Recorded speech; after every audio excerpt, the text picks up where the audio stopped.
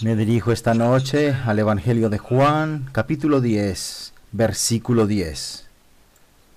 Un verso muy famoso. El ladrón no viene sino para hurtar y matar y destruir. Yo he venido para que tengan vida y para que la tengan en abundancia. Palabras de nuestro Señor Jesucristo. Y nuestro título esta noche es La naturaleza de la vida espiritual.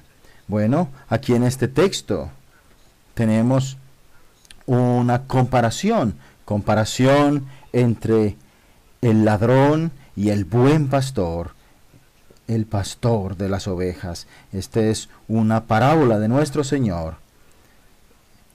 El ladrón que no viene sino para hurtar y destruir. Pero en contraste a esto, nuestro Señor Jesucristo dice, yo he venido. Y el énfasis está hecho en el yo soy, dice el Señor.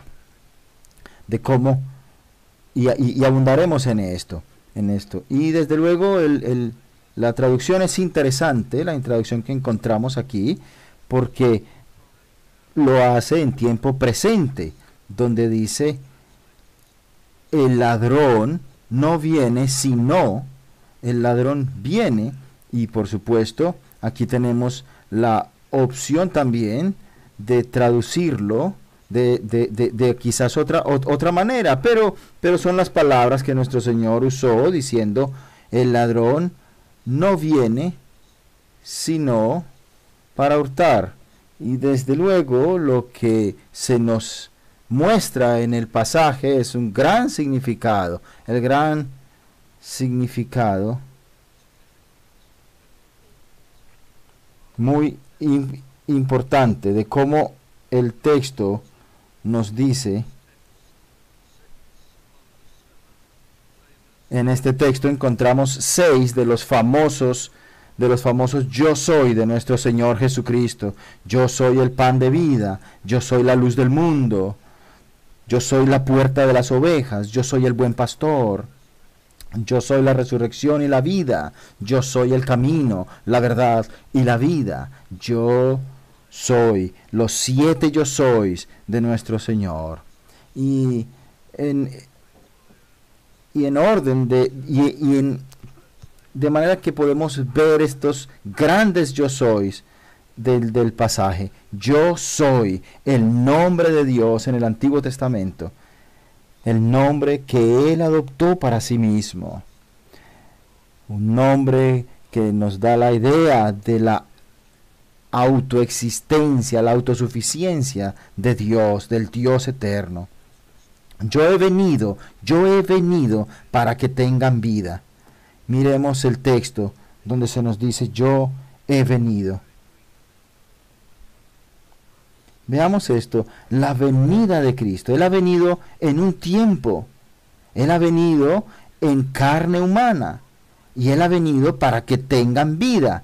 Yo he venido para que tengan vida, para impartir vida. Y desde luego esto debe ser, Él tenía que, para asegurar esta vida, tenía que apartar la culpa de las personas para que pudiesen recibir la vida. Había una obra que realizar, había un trabajo que hacer para quitar la culpa del pecado. Él ha venido para que tengan una vida perfecta, una vida justa, y de manera que pudiese Él comprar la salvación de todos los que habrían de ser salvos. Así que es una vida que no podemos ganar por nosotros mismos. Somos muy pecadores. Así que vemos 2 aspectos de la misión de Dios, de la misión de Cristo Jesús, y era ser castigado para pagar por nuestros pecados, pero además acreditarnos esa vida perfecta que Él tuvo, vivir una vida perfecta. Así que es una venida única. Solo Dios puede realizar esta obra, y más estrictamente diciendo el Señor Jesucristo. Solo Dios en la persona de nuestro Señor Jesucristo podía cumplir esto. Ningún ángel podía haberlo hecho, ningún hombre, nadie de la raza humana podía haber hecho esto. Tenía que ser Dios que se hiciera hombre, tenía que ser Dios y tenía que ser hombre. Tenía que ser Dios para poder sostener y aguantar los sufrimientos que conllevaba el tormento de la cruz del Calvario, de modo que pudiese ser pagado el precio para poder salvar a las personas que habrían de ser perdonadas. Pero también tenía que ser hombre, para que así pudiese ser efectivo que se tomase el castigo que los hombres merecían y que pudiese ser un hombre quien pagara esa deuda. Así que Dios, la segunda persona de la deidad, vino a ser hombre en la persona de nuestro Señor Jesucristo, y es algo único. Además, Él vino de manera voluntaria. Ninguno de nosotros haríamos algo así voluntariamente. Nosotros no tenemos voluntad en este asunto. Nosotros comenzábamos a reflexionar en nuestra infancia acerca de quiénes somos, acerca de nuestras vidas, pero nosotros no tuvimos ninguna voluntad ni tuvimos ninguna intervención en nuestro nacimiento. Pero nuestro Señor Jesucristo fue la única persona en este mundo que ha venido por elección. Él decidió venir. Él lo decidió desde la eternidad pasada, cuando vio la condición humana, por así decirlo, la condición perdida y de muerte espiritual. Decidió venir a sufrir y a morir por un gran número de personas que habrían de ser perdonados y que son incontables.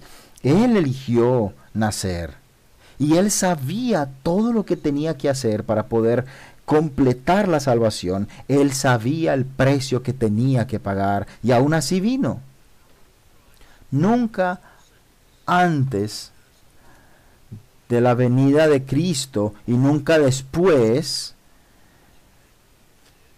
sucedió esto, que Él naciera de un nacimiento virginal y aquí además lo hiciera en pobreza, de manera humilde, pero aún así siendo Dios todopoderoso, santo y justo. Y aún así, cuando vino a este mundo, Él aún así dejó a un lado, por así decirlo, muchos de sus atributos gloriosos para poder hacerse hombre y venir a esta tierra y caminar, aunque tentado en todo, sin pecado, viviendo una vida santa para ser así cualificado para tener este castigo de muerte por nosotros. Y Él vino a este mundo, y eso fue algo esencial.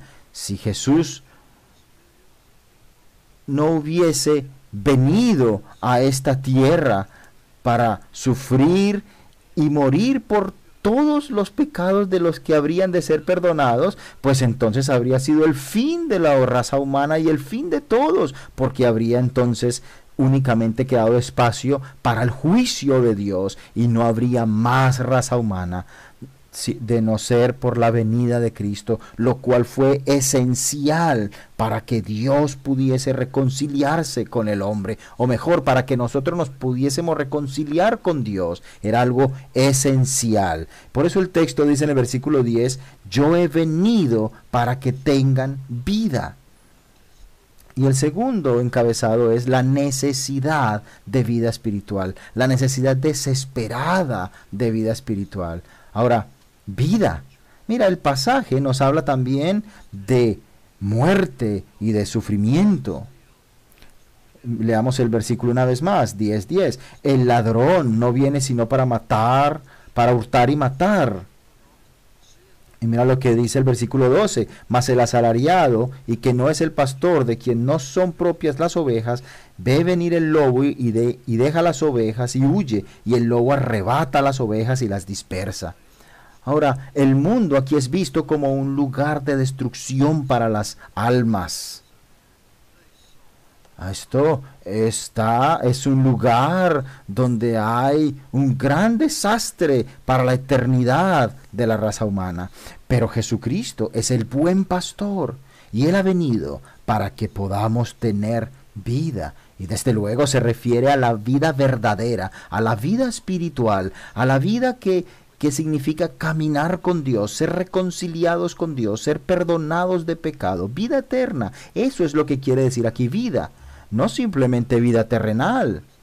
Versículo 11 nos dice, yo soy el buen pastor y el buen pastor su vida da por las ovejas. Él se refiere al día al que él permitiría que se le arrestara y ser llevado a la cruz del Calvario y allí sufrir y morir, de modo que Dios pusiese sobre él todo el peso del pecado y le castigase a él en lugar de los que habrían de ser perdonados. Pero no, muchas personas siguen esto en estos días. Hoy recordamos la resurrección de nuestro Señor Jesucristo, y hasta después de que el Señor Jesucristo resucitó, muchas personas empezaron a ver y a entender la importancia de esta obra. Veamos aquí lo que dice en el texto. Muchas personas incluso decían que Jesucristo tenía diablo en él mismo. Y muchas personas creían en esa época de Jesús cosas terribles acerca de nuestro Señor Jesucristo, y el Señor Jesucristo lo que decía era que esto no es posible, desde luego, pero ellos no veían la necesidad ni entendían al Señor Jesucristo porque no tenían vida espiritual, una vida que solo Cristo puede impartir. Esto desde luego lo vemos de manera más clara, esta oposición a Cristo y esta ceguera espiritual la vemos más claramente en las últimas décadas. Como desde luego, a pesar de la prosperidad que se ha tenido en las últimas décadas en el mundo, pues esto tiene un lado negativo, y es esta ceguera y este rechazo a Dios. Y vemos cómo mucha gente, sobre todo en Reino Unido, en Inglaterra, no piensan en la vida espiritual, no piensan en que Cristo pueda darnos algo que le necesitamos. La necesidad, la desesperada necesidad de vida espiritual. Y esto me recuerda la historia de la esclavitud.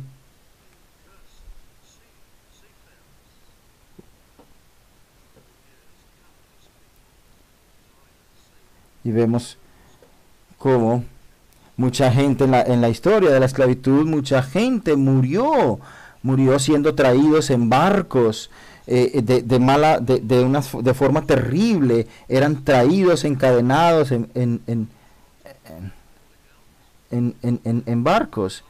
Y vemos como muchas veces grandes multitudes, muchas personas morían en ese viaje terrible hacia la muerte. Pero a través de los años, vamos a decir algunos cientos de años, el remedio para esto fue conocido.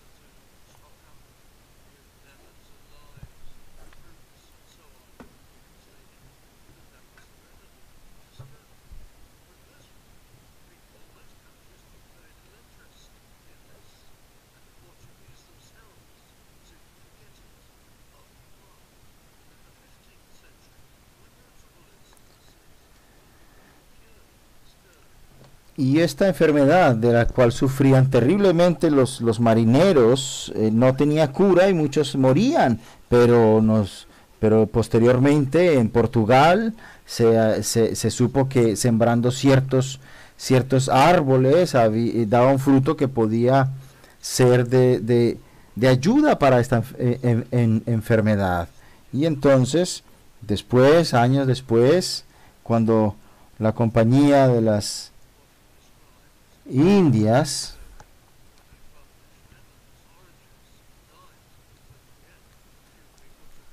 y muchas personas entonces estaban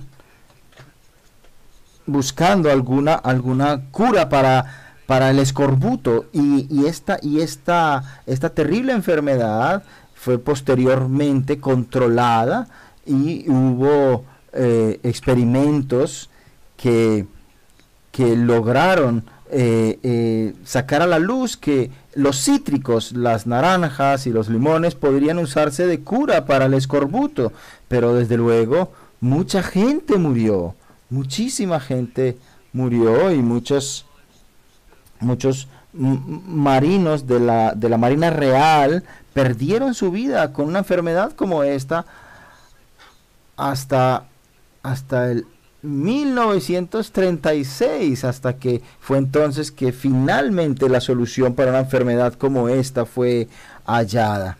Y nos dimos cuenta, y fue entonces que se dieron cuenta que la gran respuesta para una enfermedad como esta eran los cítricos, pero era algo que no se supo por cientos de años.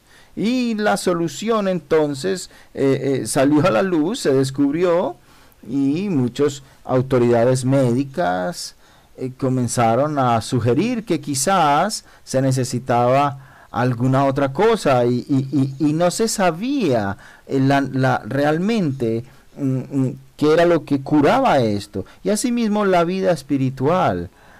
Por muchos siglos se supo que el Señor Jesucristo vino a esta tierra desde el cielo a sufrir y a morir por los pecados de todo aquel que confiaba en Él, y que podíamos recibir de Él vida espiritual.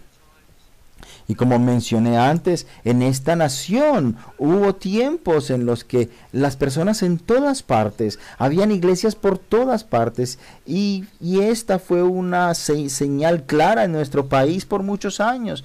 Pero mira, hoy en día es algo enormemente olvidado, es una tragedia cómo las personas no saben acerca de la vida espiritual. Mis ovejas oyen mi voz, dice el Señor, y me siguen. Lo dice aquí en el texto. Yo he venido para que tengan vida. Necesitamos escucharle a Él. Mis ovejas oyen mi voz. Haz lo que Él dice. Y lo que nos dice es que debemos arrepentirnos de nuestros pecados, creer en Él, orar a Él por salvación gratuita. Y entonces habrá vida en el alma, y nuestras facultades espirituales serán activadas, y caminaremos con Él y le conoceremos. Pero nuestro tercer encabezado es este: las cualidades de la vida espiritual. Yo he venido para que tengan vida y para que la tengan en abundancia. Oh, la sobreeminente vida espiritual, para que todos tengan vida en el alma, la vida en el alma. Bueno, esto me recuerda a un hombre que estaba muy apegado a su perro y tenía mucho afecto por su perro. No tenía a nadie más en el mundo y prácticamente dependía de su perro. Y su perro un día murió. Y este hombre entonces decidió que él iba a encontrar a un taxidermista que lo disecara. Y esto lo hizo. Disecó el perro para preservarlo, para no sentirse solo. Y entonces él tenía allí un salón espacioso, y puso al perro en aquel salón donde él pudiera pasar constantemente y verlo. Pero con el tiempo él empezó a dar cuenta que el hecho de que este perro estuviese allí quieto hizo que este hombre dudara de la efectividad, de la sabiduría de su acción, e incluso se empezó a sentir culpable. Bueno, evidentemente el perro ya no batía la cola, no lo reconocía, ya el perro estaba allí simplemente congelado. Así que no había vida en su cuerpo, no caminaba, no meneaba la cola, no habían reacciones, no había personalidad en el perro, porque el perro estaba sin vida, por supuesto. No había ánimo, así que este hombre ya no pudo soportarlo mal. Así que él, con cuidado, incluso con cierto respeto, trajo al perro y lo guardó en algún trastero de la casa donde no pudiera verlo más. ¿Cuánto más es la diferencia entre una persona viva sin ninguna vida espiritual de la persona que sí tiene vida espiritual?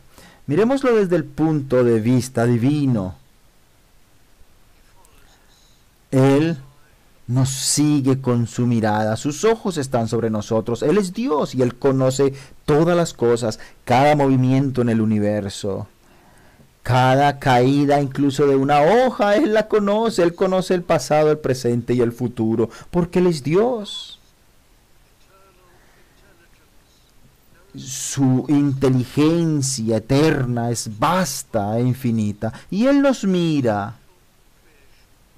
Nosotros somos una creación especial, la raza humana, pero no hay ningún reconocimiento a Él a ojos de muchos. Muchos no tienen interés alguno por Él, muchos no responden, muchos no se mueven. No hay vida, no son seres animados en respuesta a Dios, como un animal disecado, nada. El alma está inactiva, sin emociones, virtualmente está allí, pero inactiva, como disecada. Recuerda lo que Cristo ha dicho, hablando del día del juicio, cuando muchos vengan a Él y el Señor les dirá: apartados de mí, hacedores de iniquidad, nunca os conocí, estuviste sin vida para mí. Oh, queridos amigos, qué tragedia, la tragedia de no tener vida espiritual en el alma, cuando el alma está inerte. Ahora miremoslo desde nuestro punto de vista. ¿Cómo pensamos nosotros de Dios? Pero si no hay vida espiritual en nosotros, entonces no podemos hablar con Él. No tenemos un sentido de Él. No podemos escuchar la respuesta a las oraciones. Él nos ayuda, Él no nos ayuda, no nos guía. No tenemos un amigo en el cielo. No hay un Dios para nosotros. Solo juicio, porque Él en su santidad tendrá que, al final de nuestro viaje, confrontarnos. Es como estar muerto. El alma sin emoción. Cuánto más necesitamos alma en nuestra vida en nuestras almas. Ven a Cristo y tendrás vida en tu alma. Podrás orar, podrás clamar a Él, llamarle, y entonces se despertará ese gran instinto en ti y tus oraciones serán escuchadas en lo alto y podrás orar por ayuda, por fortaleza en la vida, por entendimiento, por conquistar el carácter, el pecado, y podrás orar por otros para que ellos también vengan a Él y cambien. Podrás hacer muchas cosas, pero tendrás que venir en arrepentimiento y fe y confiando en lo que Él hizo en el Calvario, y venir por salvación gratuita. Si tú tienes vida espiritual, tendrás una nueva naturaleza, un nuevo carácter, integridad. Odiarás el pecado y estarás en contra del pecado. Tus deseos serán limpios y tendrás una nueva naturaleza. Tendrás entendimiento de las cosas espirituales y de Dios y de su obra. Tú querrás estudiarle y descubrirle, caminar con Él. Y tú entonces tendrás vida abundante, vida eterna, vida espiritual. Tener vida espiritual es tenerlo todo. Pero quiero concluir en este último reflexión con compararlo, la vida eterna con una vida vacía. Oh, queridos, ¿por qué quisiéramos caminar una vida vacía? ¿Por qué alguien podría decir quizás, yo no quiero que mi vida sea cambiada, yo no quiero estar con Dios, yo no quiero el cielo, no quiero la santidad? ¿Por qué? ¿Por qué declinaríamos? Porque entonces nosotros declinaríamos a la vida y preferiríamos lo mundano y material. Camin- Caminar solamente como un animal disecado. No, no, necesitamos vida espiritual. Un animal disecado que no cree en la Biblia, que no cree en Dios. Es como un animal. No. ¿Acaso podrías pensar que no fuiste creado por Dios, sino por coincidencia? Coincidencia fruto de miles de accidentes que sucedieron a lo largo de los años. No, no. Dios fue quien formó este mundo remarcable, esta creación. No puedes seguir caminando como un animal diciendo, no, pues simplemente disfruto de lo que se me dé hoy y ya está, como un animal temporal, sin propósito, sin vida eterna, sin un futuro eterno. Pero Cristo tiene compasión de ti y te ve como de nosotros y te ve con la necesidad. Y Él vio la necesidad que tú tienes y vino del cielo a la tierra a sufrir y a morir por ti. No puedes seguir caminando como si fueses un número. No, Cristo te ve diferente, te ve como una persona, como un individuo con alma que tiene que ser salvo y que puede ser llevado a la gloria.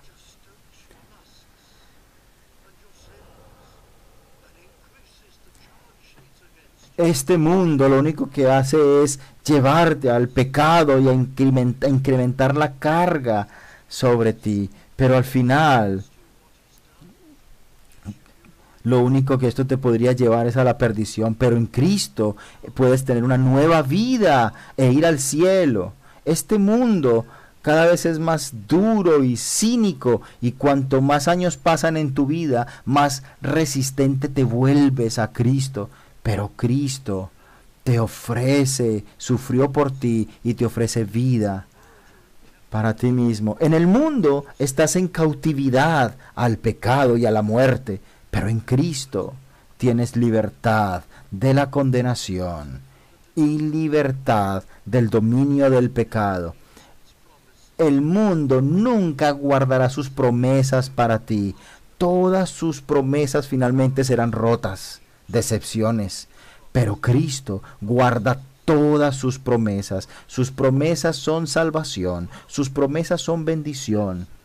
Para el mundo tú eres un accidente, pero para Cristo tú eres su creación, para gloria de Dios. ¿Qué diferencia, amigos? Tú debes buscar y recibir la vida espiritual. Debes hacerlo, querido amigo, para que no sigas siendo un esclavo del pecado y de este mundo. Busca a Cristo y pregúntale, pídele a Cristo en oración que te perdone. Debes confiar en lo que Cristo hizo en la cruz del Calvario, sufriendo el castigo por tu pecado, por el pecado de aquellos que le buscan. Arrepiéntete de tu pecado y recibe, entrégale tu vida a Cristo. Yo he venido para que tengan vida y para que la tengan en abundancia. Y si tú vienes a Él, tú probarás su poder y tu vida será llena de bendiciones.